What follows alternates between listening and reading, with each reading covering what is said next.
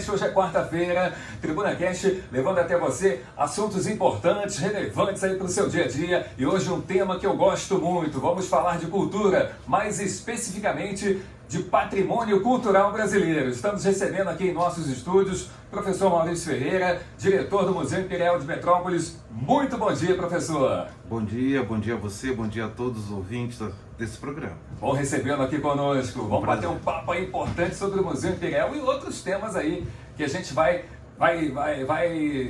diagnosticando aqui e vai comentando, tá bom, professor? Bom, fala um pouquinho do professor.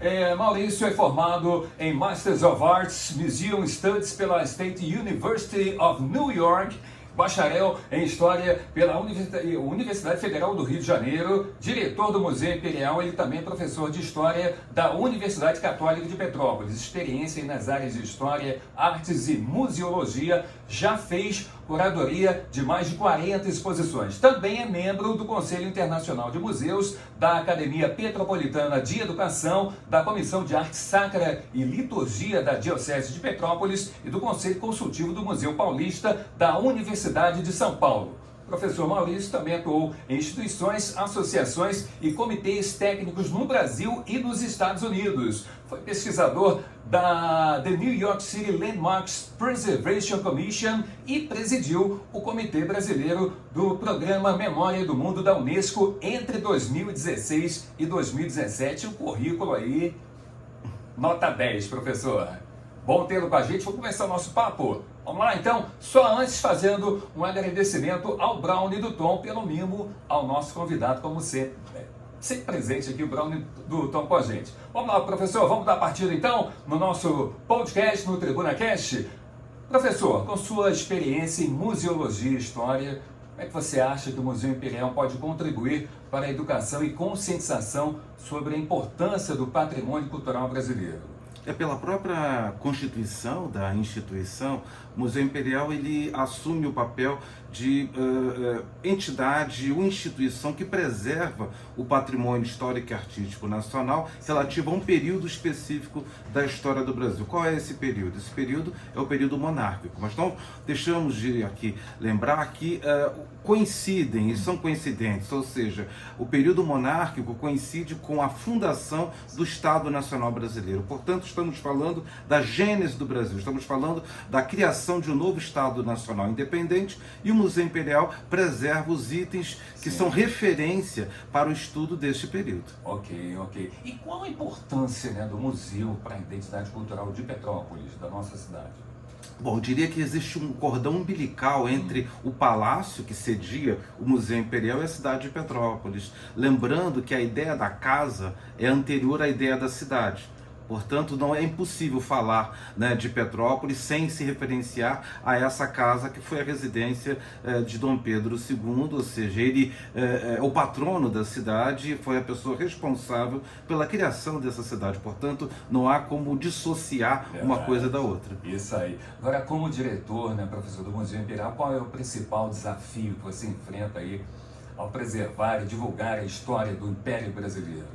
Bom, os museus, normalmente os museus que detêm acervo histórico e artístico, ou seja, que detêm coleções, eles têm três funções básicas. A primeira é preservar esse patrimônio que já está, né, dentro da instituição. Outra é estudar esse patrimônio, ou seja, propor disposições, propor publicações, propor formas de comunicação. Aí chegamos ao terceiro ponto fundamental, que é comunicar isso com o público, ou seja, tornar esse acervo acessível a todos. Acessível de diferentes formas, como eu disse, exposições, Sim, publicações, ações na internet, enfim. A ideia é que as pessoas conheçam e usufruam desse patrimônio. Já que você falou em acervo, né, a gente sabe que o museu tem um acervo aí riquíssimo, né, e diversificado, né? Quais são os objetivos mais significativos do local? Bom, o acervo, já que você falou em números, né, nós temos lá perto de 10 mil objetos, temos 70 mil livros e mais de 250 mil documentos. né? E qual é a ideia? A ideia, como eu disse, é tornar esse acervo acessível, fazer com que as pessoas tenham acesso e se identifiquem com esse patrimônio, né? Por isso, a ideia é sempre diversificar as exposições, tentando alcançar os públicos que constituem a sociedade brasileira. Importante demais, né? A gente sabe que Petrópolis, né, passou aí por eventos climáticos severos, né, nos últimos anos, né? Professor, como é que isso afetou o museu e assim, quais medidas foram tomadas para proteger, né, o acervo? Bom, nós temos uma série de atividades que nós chamamos de conservação preventiva, ou seja, a ideia é sempre uma antecipação de possíveis danos. Nós temos uma equipe que faz uma gestão de riscos, né? Então são vários riscos ou possibilidades de riscos que são levantadas e são diversas ações, como eu disse, preventivas, no sentido de tentar antecipar, São né, feitas possíveis simulações, questões. é isso? Não Também? só simulações, mas são tratamentos. Por exemplo, o museu é local de rotina. Sim. O museu, nós temos rotina diária, rotina semanal, rotina mensal, semestral, anual. Ou seja, são diversas medidas que são tomadas para que essas alterações que ocorrem lá fora, digamos assim, não nos alcancem. Tá? Tá bom, tá bom. Deixa eu sair só um pouquinho do museu em si, falando do museu, né? Mas a gente comentou aqui na nossa pauta, né, que você já fez a curadoria aí de mais de 40 exposições. Conta pra gente, né, qual é o processo de criação de uma exposição, como é que você escolhe os temas e os objetos aí a serem exibidos? São vários aspectos que são considerados, né? O primeiro aspecto é esse aspecto da tentativa de mostrar aspectos não conhecidos por parte do público, ou aquilo que, digamos assim, esteja guardado, né, enfim, em gavetas, guardado em mapotecas, e levar esse conteúdo para o público. Outro objetivo são as efemérides, né, ou seja, são aquelas datas que ocorrem, né, ao longo do ano e que são emblemáticas para nós. Agora, por exemplo, nós estamos passando por um verdadeiro período comemorativo relativo ao quê? Relativo aos 200 anos do nascimento de Dom Pedro II, ou Dom Pedro de Alcântara, que se tornou imperador do Brasil como Dom Pedro II. Então, já lançamos vários projetos, lançamos um livro, lançamos um calendário de parede, estamos programando uma nova exposição dos trajes majestáticos de Dom Pedro II, que foram restaurados recentemente. Então a ideia é apresentar esses trajes numa nova área, né, com todo o cuidado necessário para que essa restauração, as atividades que foram contempladas nessa restauração sejam preservadas aí para gerações que ainda não nasceram. E temos uma exposição também que está sendo preparada e que será inaugurada ao final do ano. Então veja, são vários aspectos que nós devemos sempre considerar para apresentar uma exposição que, digamos assim, mostre ao público o acervo que esteja guardado, ou assuntos que até então não foram tratados de uma forma mais aprofundada, para que o público tenha um conhecimento mais pleno do acervo que está preservado na instituição. Importante demais, né? Bom, a gente sabe da importância, né, do Museu Imperial, né, patrimônio cultural brasileiro, né?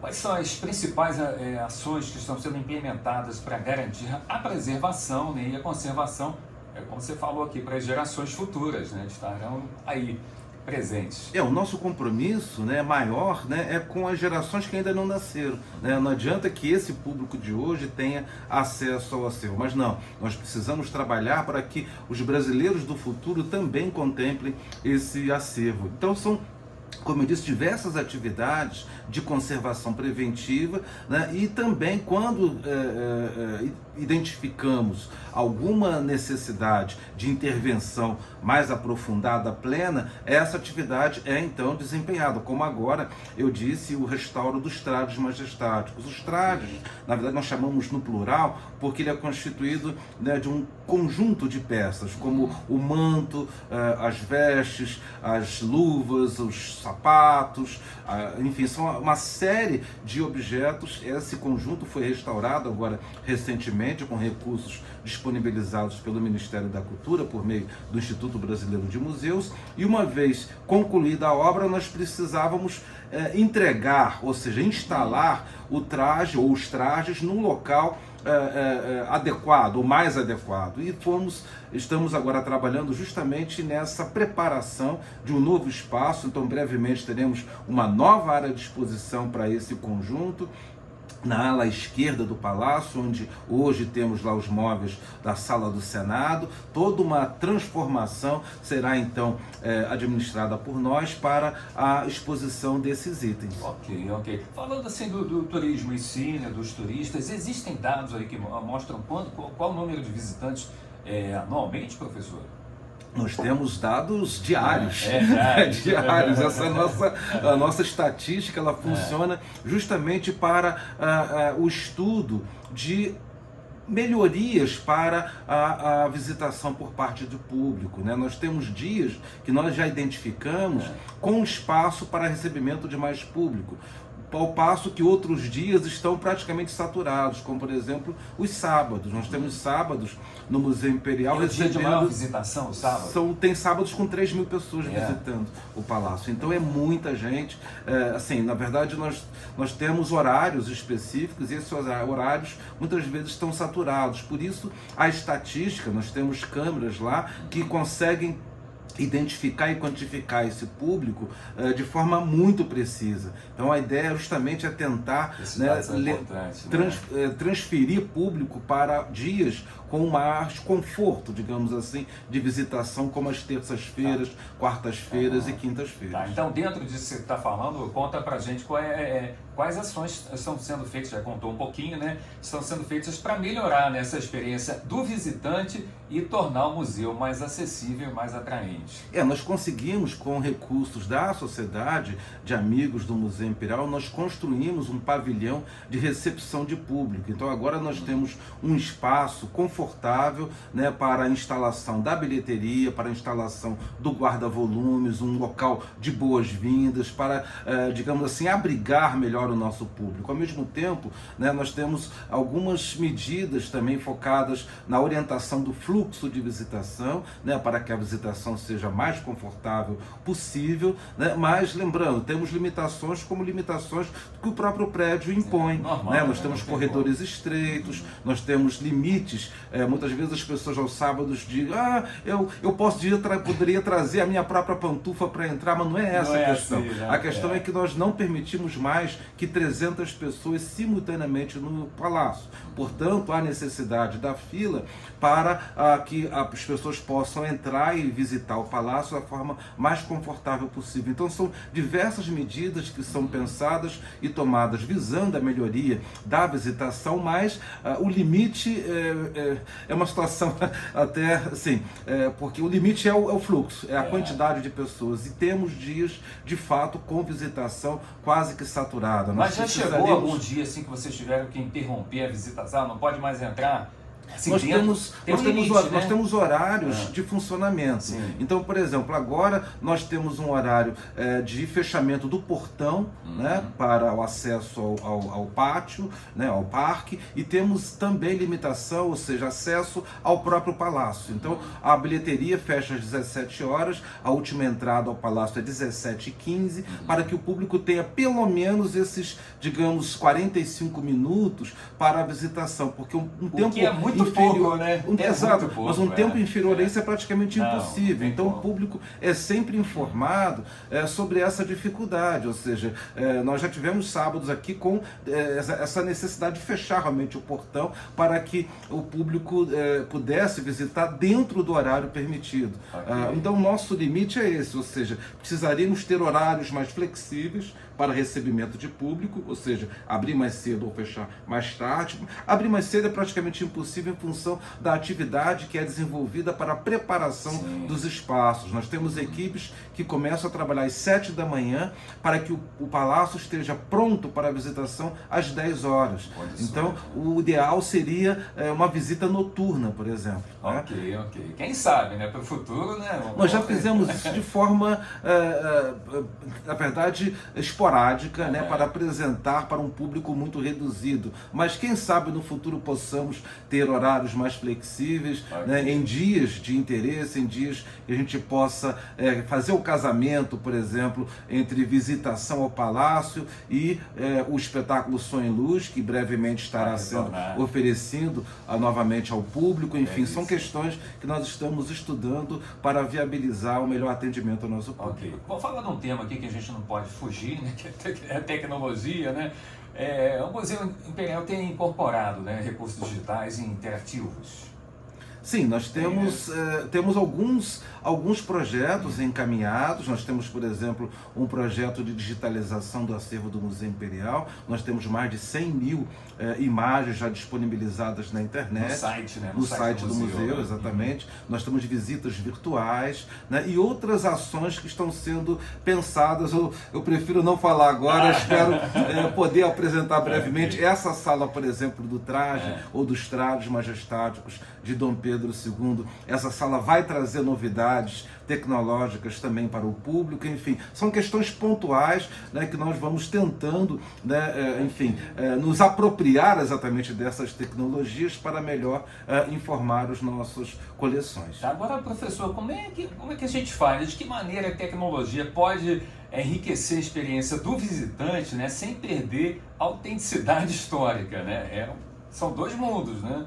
Eu diria assim, tem 3 momentos que eu considero assim interessantes na medida em que o público pode estabelecer uma relação mais próxima com o acervo. Vamos imaginar, a pessoa entra na internet e faz uma visita virtual, ou tem acesso a itens, né, da forma virtual. E ela vai ao museu e faz a visita física, né? Ou seja, conhece o espaço, visita, tem um contato direto com os itens e posteriormente ela faz uma pesquisa em casa, né, na internet, ou seja, voltando à forma virtual para ter detalhes ou informações mais pormenorizadas dos itens que estão à disposição. Portanto, né, é uma pesquisa, literalmente, é uma pesquisa que o público pode fazer e fazer a sua própria pesquisa, né? Interessante é isso, é a pessoa destacar, né, pelo interesse dela, aspectos ou temas que possam ser tratados, possam ser aprofundados a partir dessa relação da proximidade, né, com o acervo histórico. Ela vai pesquisando, né, na internet, no site, vai vendo, e depois ela vai ter a oportunidade de ver fisicamente aquele. E depois voltar,